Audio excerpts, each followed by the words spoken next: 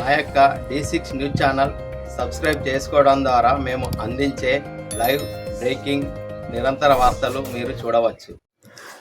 తెలంగాణ రాష్ట్ర ఉద్యమంలో సకల జనులతో పాటు జర్నలిస్టులు చేసిన కృషి పనితీరును రాష్ట్రం ఎప్పటికీ మరవరానిదని, రాష్ట్రం ఏర్పాటులో వారి పాత్ర కీలకమని కోరుట్ల మాజీ శాసనసభ్యులు, జగిత్యాల జిల్లా బీఆర్ఎస్ పార్టీ అధ్యక్షులు కల్వకుంట్ల విద్యాసాగర్ రావు, స్థానిక కోరుట్ల శాసనసభ్యులు డాక్టర్ కల్వకుంట్ల సంజయ్ అన్నారు.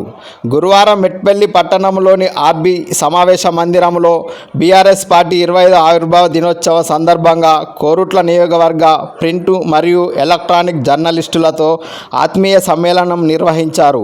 ఈ సందర్భంగా వారు మాట్లాడుతూ 25 సంవత్సరాలుగా మీడియా ప్రతినిధులు, స్థానిక రిపోర్టర్లు తమతో వెన్నుదన్నుగా ఉండి ప్రజా సమస్యలపై ప్రతినిత్యం పోరాడి ప్రజలకు, ప్రభుత్వాలకు వారధిగా నిలవడంలో తమదైన పాత్ర పోషించి నియోజకవర్గ అభివృద్ధికి ఎనలేని సేవలు అందించారని, ఎప్పటికీ వారి సేవలను మరవమని ఆవిర్భావ దినోత్సవ సందర్భంగా గుర్తు చేసుకున్నారు. తెలంగాణ రాష్ట్ర ఉద్యమం కోసం మాజీ ముఖ్యమంత్రి కల్వకుంట్ల చంద్రశేఖరరావుతో పాటు సకల జనుల సమ్మెతో రాష్ట్రం ఏర్పాటు లక్ష్యంగా ఎలక్ట్రానిక్ మరియు ప్రింట్ మీడియాలో పనిచేసే తెలంగాణ రాష్ట్రంలో జరిగే ఉద్యమాన్ని ప్రతినిత్యం ప్రజలకు కళ్ళకు కట్టినట్టుగా చూపించి తమదైన భూమికను పోషించారని వ్యాఖ్యానించారు. కోరుట్ల నియోజకవర్గ అభివృద్ధి లక్ష్యంగా మీడియా ప్రతినిధులు ఎప్పటికప్పుడు ప్రజలకు ఉపయోగపడే వార్తలను సేకరించి నియోజకవర్గ అభివృద్ధికి మరింత సహకారం అందించిన వారు అవుతారని ఎమ్మెల్యే డాక్టర్ సంజయ్ వ్యాఖ్యానించారు. అనంతరం వరంగల్లో 27న జరగబోయే పార్టీ ఆవిర్భావ సభను ఆశీర్వదించాలని ఆహ్వాన పత్రికలను అందజేశారు. ఈ కార్యక్రమంలో మాజీ ఎంపీపీ మారు సాయిరెడ్డి, కోరుట్ల నియోజకవర్గ ప్రింటు మరియు ఎలక్ట్రానిక్ మీడియా జర్నలిస్టులు పాల్గొన్నారు. మంచి కొరకు సహకారం ఇవ్వాల్సింది, మంచి కొరకు చెడు కోసం ఇవ్వండి తప్ప మంచి కొరకు సహకరించండి. నచ్చిన ప్రజల చైతన్యం తీసుకుంటాం, మంచిగా విలువలు ఇస్తాం. అప్పుడు మంచి కూడా భవిష్యత్తులో రాష్ట్రాన్ని అలా తెలంగాణ రాష్ట్రం ఏ విధంగా అభివృద్ధి దిశలో పోయిందో ప్రతి సంవత్సరం ఆ విధంగా అభివృద్ధి దిశలో పోవడం కోసం మీరందరూ సహకరించవలసిందిగా కోరుకుంటూ ఈ అవకాశం ఇచ్చిన మీ అందరికీ కూడా పేరు పేరు అభినందించవచ్చు. పెద్దలు, పూజ్యులు, జిల్లా అధ్యక్షులు, మాజీ ఎమ్మెల్యే నాన్నగారికి, మాజీ ఎంపీపీ సాయిరెడ్డి గారికి, ఎప్పటిలానే ప్రెస్ మిత్రులు కానీ ఇవాళ మనందరం కలిసి ఉన్నాం. ఇవాళ మా ఎలక్ట్రానిక్ మరియు ప్రింట్ మీడియా మిత్రులందరికీ కూడా పేరు పేరు నమస్కారం. అది నాన్నగారు చెప్పినట్టు ఒకసారి అందరం కలిసి భోజనం చేద్దామని చాలా రోజులు ప్లాన్ చేస్తున్నాం. దానికి తగ్గట్టుగా మంచి శుభ సందర్భం వచ్చింది. మా బీఆర్ఎస్ పార్టీ 25వ సంవత్సరంలో అడుగు పెడుతున్న సమయంలో మీ అందరూ ఈ పార్టీని తెలంగాణ పార్టీలాగా భావించి 2001 నుంచి పార్టీకి సపోర్ట్ చేస్తూ ఆ రోజు 2009లో తెలంగాణ అనౌన్స్మెంట్ జరిగి మళ్ళీ వెనక్కి పోయినాక మీరు ఉద్యమించిన తీరు ప్రతి ఒక్కరు కూడా, ఆ తర్వాత మళ్ళీ 2014లో మళ్ళీ తెలంగాణ అనౌన్స్మెంట్ జరిగిన తర్వాత ఆ తర్వాత 10 సంవత్సరాలు కూడా మీరు ఈ పార్టీని ఆశీర్వదించి ప్రభుత్వం ఏర్పడడానికి దోహదపడ్డందుకు మీ అందరికీ మళ్ళీ ఒకసారి పేరు పేరున కృతజ్ఞత తెలియజేస్తా ఉన్నాను. అందరికీ కూడా మళ్ళీ ఒకసారి ధన్యవాదాలు తెలియజేస్తా ఉన్నాను. ఆ రోజు మీ అందరి చేతులు కలపకపోతే ఇవాళ తెలంగాణ అనే అక్షరం కష్టమవుతుండే. ఆ రోజు మనం అందరం చేతులు కలిపినాము. ఈ వర్గము ఆ వర్గం అని కాదు, జర్నలిస్టులు కానీ, డాక్టర్లు కానీ, ఇంజనీర్లు కానీ, అన్నిట్లో ముఖ్యంగా ఈ సమాచారాన్ని మొత్తం దేశమంతా తెలిసేటట్టు చేసింది మా అందరికి మీ జర్నలిస్ట్ మిత్రులే.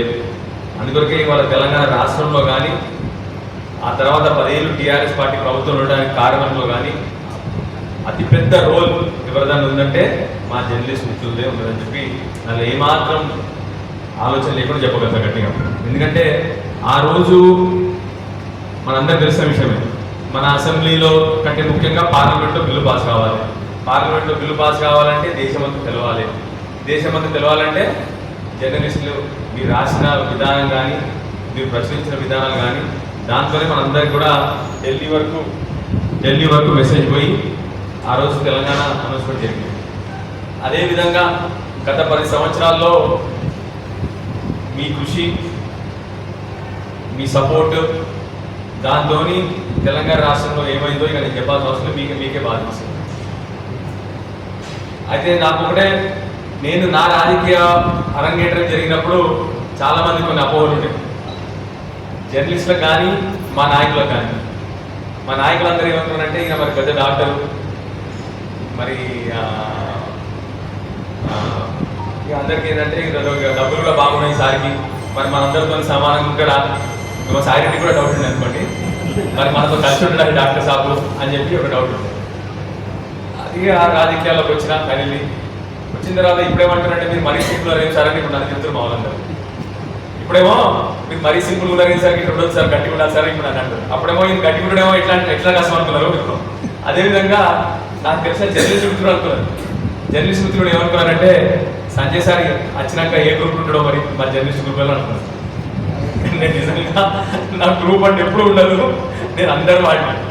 ఎక్కడ కూడా నాకు ఈ గ్రూపు ఆ గ్రూప్ అనే వ్యత్యాసమే ఉండదు. నేను అందరినీ అదే విధంగా గౌరవిస్తా. నాకు కులం ఉండదు, నాకు కులాలే తెలియదు. 90% ఇప్పటికి కూడా ఎవరి కులమో అని ఎవరు తెలియదు నాకు ఇప్పటికి కూడా, నిజంగా చెప్తున్నా. మా నాయకులు వాళ్ళ కులాలు తెలియదు నాకు ఎవరికి కూడా. సో అందరినీ సమానంగా చూస్తా, అటు జర్నలిస్ట్ని సమానంగా చూస్తా. అన్ని గ్రూప్ జర్నలిస్ట్లో ప్రింట్ కానీ ఎలక్ట్రానిక్ కానీ సోషల్ మీడియా కానీ అందరినీ కూడా గౌరవిస్తాను. నేను మెయిన్లీ జర్నలిస్ట్ కంటే ముఖ్యంగా తోటి మనిషిలాగా నాకు గౌరవించడం నాకు అలవాటు. చాలా మందికి అర్థం కాదు. అర్థం ఏమనుకుంటే డాక్టర్ అందరితో కలుసుకున్నాడు ఏదైనా అని చెప్పి అట్లా తిరుగుతున్నారు నాకు. కానీ అది మా నాన్నగారు నేర్పించిన సంస్కారమో ఏందో, కానీ అది నా బుద్ధి అంట. అందరితో కలుస్తా, అందరితో కూర్చుంటా, నాకు వ్యత్యాసం కనబడదు. ఇంకొక అడ్వాంటేజ్ ఏమిటంటే నాకు చిన్నప్పుడు ఎల్కేజీ నుంచి హాస్టల్లో పెరిగింది. హాస్టల్లో పెరిగితే ఏమవుతుందంటే నీకు హాస్టల్లో కులం మతం మాట్లాడుతుంది. అంటే వాడు ఇంగ్లీష్ మాట్లాడుతున్నావు, ఇంగ్లీష్ స్కూల్ వేరు కాబట్టి ఇంగ్లీష్ మాట్లాడాలి, అదొకటి స్ట్రిక్ట్ రూల్ ఉంటుంది తప్ప మిగతా ఏవి కూడా ఎవరి కులము మతం అడగరు. అసలు ఎల్కేజీ నుంచి అసలు ఎవరంటే ఎవరు అడగరు. మాకు గుర్తు లేదు అసలు, కులాలు ఎవరో మతాలు ఎవరో కూడా గుర్తులేదు. సో ఆ అడ్వాంటేజ్తో ఇప్పుడు ఏమైందంటే అందరితో కలిసి తిరుగుతా ఉన్నా. సో మీ అందరు కూడా సపోర్ట్ చేసినందుకు, గత 16 నెలల నుంచి మీ అందరు కూడా ఆశీర్వదించినందుకు మీ అందరికీ మళ్ళీ స్పెషల్గా థ్యాంక్స్. అయితే ఇప్పుడు కొద్దిగా నాతో నేను మాట్లాడాల్సింది ఏంటంటే, మీరు కూడా కొద్దిగా ఇప్పుడు నేను రెగ్యులర్గా అసెంబ్లీలో ప్రాబ్లమ్స్ లేవని చెప్తున్నాను. మీతో కూడా నా అంకుల్ రిక్వెస్ట్. ఎందుకంటే పార్టీలు వేరైనా 100కు 100% ఇంకోటి గ్యారంటీ, నేను నా ప్రాణం పోయినా నేను తలదించుకొని పార్టీ మారా అలా మాత్రం గ్యారంటీ, అలా డౌట్ లేదు. సో పార్టీలు వేరు కదా అని చెప్పేసి నా ప్రజల్ని కష్టపడడం కూడా మంచిది కాదు. ఇప్పుడు ఉదాహరణకి నేనేం వాళ్ళ దగ్గర పనులు అడిగాను, ఏం అడిగాను, వాళ్ళు నా ప్రైవేట్ పని ఉండనే ఉండదు వాళ్ళతో, అసలు ఇంపాసిబుల్. నాకు ఉండే పని ఏంటి, నా హాస్పిటల్స్ కావాలి. ఇప్పటికీ కనీసం 15-20 సార్లు అడిగినా మన హాస్పిటల్స్. నేను ఎప్పుడు అసెంబ్లీలో మైక్ పట్టుకోగానే అందరూ అంటున్నాను, అరే మళ్ళీ మెట్పల్లి మొదలుతాడు, వేరే జనరల్ ఏం మాట్లాడితే చెప్తాను. నాకు కావాల్సింది ఏంటంటే, ఇప్పుడు మనం మెట్పల్లి హాస్పిటల్ ఉదాహరణకి మనం ఉన్నప్పుడు దగ్గర 200 డెలివరీ అయిన యావరేజ్, ఇప్పుడు 70 to 80 పడిపోయినాయి. మొన్న నేను అసెంబ్లీలో ఉన్న మంత్ అయితే 50 పడిపోయినాయి డెలివరీ. 2-3 కారణాలు కూడా కాదు. ఒకటేమో కేసీఆర్ కిట్ బంద్ చేయడం వల్ల అయింది, రెండోది హాస్పిటల్ స్టాఫ్ సరిగ్గా ఉండలేదు ఉండేట్లాగా, మూడోది హాస్పిటల్ శిథిలావస్థకు వచ్చి మీరు చూస్తూ ఉన్నాను, ఒత్తుకుంటా ఉన్నాను. దానికి ఏంది, ఒక ₹1 కోటి ఇస్తే బిల్డింగ్ అయిపోతుంది కొత్త హాస్పిటల్, అది కూడా చేయలేకపోతాను అన్నమాట. సో మీ అందరి రిక్వెస్ట్ ఏంటంటే, పార్టీలకు అతీతంగా ఈ మధ్య నిజం చెప్పాలి కూడా, మనం కూడా జర్నలిజంలో కూడా పార్టీలు అయిపోయింది. నిజమా కదా? చెప్తలే, నేను నిజమే కాబట్టి చెప్తున్నాను. నేను ఫీల్ కాకండి, ఇక్కడ కాదు హైదరాబాద్లో కూడా నాకు తెలుసుకొని పార్టీలు అయిపోయినాయి చెప్పేసి అందుకో చెప్తా ఉన్నాను. సో నా కోరిక ఒకటి ఏంటంటే, మన ఊరి సమస్యలు మీరు బాగా లేవనెత్తాలని చెప్పి మీ అందరితో కోరుతా ఉన్నాను. ఎందుకంటే మీరు ఒకసారి పేపర్లో పెడితే నేను ప్రతిసారి అది పేపర్ చూపెట్టుకుంటే ప్రెస్ మీట్లో పెట్టవచ్చు చెప్పేసి బాగా అడ్వాంటేజ్ ఉంటుంది. ఎప్పుడైనా పేపర్లో వచ్చింది మేము అసెంబ్లీలో చూపెట్టినా, అసెంబ్లీ ప్రెస్ పాయింట్లో చూపెట్టినా దానికి విలువ ఎక్కువ ఉంటుంది ఎప్పుడైనా. సో దయచేసి మీతో కోరేది ఏంటంటే, రెగ్యులర్గా ప్రెస్లో కానీ, ప్రింట్లో కానీ, ఎలక్ట్రానిక్లో కానీ మన ఊరి సమస్యలు ఎక్కువ కనపడే, మన హాస్పిటల్స్ కానీ, మన ఉదాహరణకి నేను ఫ్లడ్ డ్యామేజ్ జరిగినాయి కొన్ని, గొర్రెపల్లి కానీ చాలా లేదు, కనీసం వాళ్ళకి ఫ్లడ్ డ్యామేజ్ రిపేర్ చేయాలన్న సోయి కూడా లేదు. అది బాధ అవుతుంది. మనం ఏదో నేను అపోజిషన్లో ఉన్నా కానీ బట్టి కమెంట్ చేయాలి ఎప్పుడు వాళ్ళ గురించి. ఫ్లడ్ డ్యామేజ్ రిపేర్లు నేను ఒక 100 సార్లు పోయి ముందే మా హెలికాప్టర్ మంత్రి మా ఉత్తమన్న నాకు చాలా క్లోజ్ అయినా ఆయన ఎప్పుడు హెలికాప్టర్ దొరికించుకొని పట్టుకొని అయ్యా చెప్పి అంటే ఆయన సంతకం పెట్టినా కూడా డిపార్ట్మెంట్ చదువుతలేదు. నేను బ్రహ్మాండంగా నేను ఈనాడు పేపర్ రాసింది, అది దాని గురించి రాసింది FDRలో ఇక్కడ స్టేట్ లెవెల్లో రాసిండ్రు. 100 సార్లు అడిగినా వాళ్ళు కాదు. బ్లడ్ డ్యామేజ్ రిపేర్ అయింది, ఇప్పుడు మళ్ళీ వర్షాలు వస్తాయి, మళ్ళీ కనీసం అది రిపేర్ చేయకపోతే ఇప్పుడు మళ్ళీ పొలాలన్నీ ఉంటాయి, మళ్ళీ అంత సోయి లేదు. దయచేసి అలాంటివి కొద్దిగా మీరు ఎక్కువ కాన్సన్ట్రేట్ చేసి అవి రాస్తే బ్రహ్మాండంగా ఉంటుందని నా విన్నపం. అదేవిధంగా మీరు చూస్తే మన దగ్గర ఎక్కువ మీకు ఇక్కడ అర్థమవుతుంది కానీ రాష్ట్రంలో ఇవాళ గత 10 సంవత్సరాల్లో కూడా స్థూల ఉత్పత్తి రాష్ట్ర స్థూల ఉత్పత్తి పెరుగుదల ఏంటంటే గత 10 సంవత్సరాల్లో తెలంగాణ రాష్ట్రం ఇవాళ పడిపోయింది. GST కలెక్షన్లో ఏది పెరిగిపోయిందంటే తెలంగాణ రాష్ట్రం ఇవాళ పడిపోయింది. తలసరి ఆదాయంలో 10 సంవత్సరాలు కూడా ఏ రాష్ట్రం బాగా పెరిగింది అంటే తెలంగాణ రాష్ట్రం. ఈ సంవత్సరం 11వ స్థానానికి పడుతున్నాం మనం తలసరి ఆదాయ పెరుగుదల. దయచేసి మీ అందరికీ కోరేది ఒకటే, చాలా మంది మనం ఏమనుకుంటామంటే ఒక పార్టీ వాళ్ళ ఓటు ఒక రోజు కోసం ఇస్తాం. ఒక పార్టీ ఒక ఓటు కానీ ఒక పార్టీ చేసిన పని కానీ వచ్చే భవిష్యత్తు తరాల మీద ఎఫెక్ట్ పడుతుంది, మన మీద కాకుండా మన పిల్లల మీద వచ్చే పిల్లల మీద ఎఫెక్ట్ పడుతుంది. ఒక్కసారి ఇదే కంటిన్యూ అయింది అనుకో 2 సంవత్సరాలు మనకు వచ్చే సంక్షేమ పథకాలు రావు, రాష్ట్రం పేరు పడిపోతుంది ఆటోమేటిక్గా. ఇది అన్ని చోట్ల కవర్ కదా. ఇప్పుడు ఇవన్నీ నేను చెప్పేంత reserve bank of India results చెప్తున్నాను, దేశమంతా చూస్తుంది ఇవన్నీ. దయచేసి వీటిని కూడా మీరు కొద్దిగా మన పిల్లలకు, మీరంతా చదువుకున్న వాళ్ళకి జర్నలిస్టులు అందరూ మన పిల్లలకు సమజేటట్టు చెప్పాలి. ఎందుకంటే పిల్లలకు ఒక మైకంలో ఓడిపోయారు చాలా మంది యువకులు వాళ్ళకు. మేమేమో ఒకటి చూసిన డిఫరెన్స్, కేసీఆర్ కానీ BRS పార్టీ కానీ ఎప్పుడు డెవలప్మెంట్ చూడండి, ఎప్పుడు కేసీఆర్ గారు మన పర్సనల్ ఎవరో ఒక వ్యక్తిగత విమర్శలు ఎప్పుడు చేయాలని ఎప్పుడు చూడండి, వ్యక్తిగత విమర్శలు చేయరు. పార్టీ సంబంధించిన విషయాలు, రాష్ట్రానికి సంబంధించిన విషయాలే ఎక్కువ మాట్లాడతారు.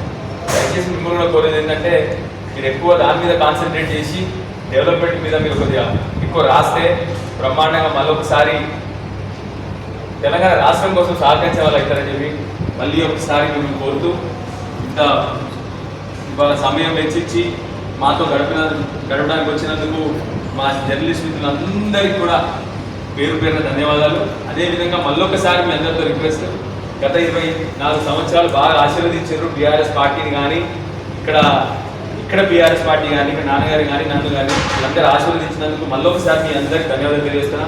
భవిష్యత్తులో కూడా మీరు అందరూ ఆశీర్వదించాలని చెప్పి మీ అందరినీ కోరుతూ మళ్ళొకసారి ఇవాళ మీరు అందరూ వచ్చేసినందుకు ధన్యవాదాలు తెలియజేస్తున్నాను. Thank you.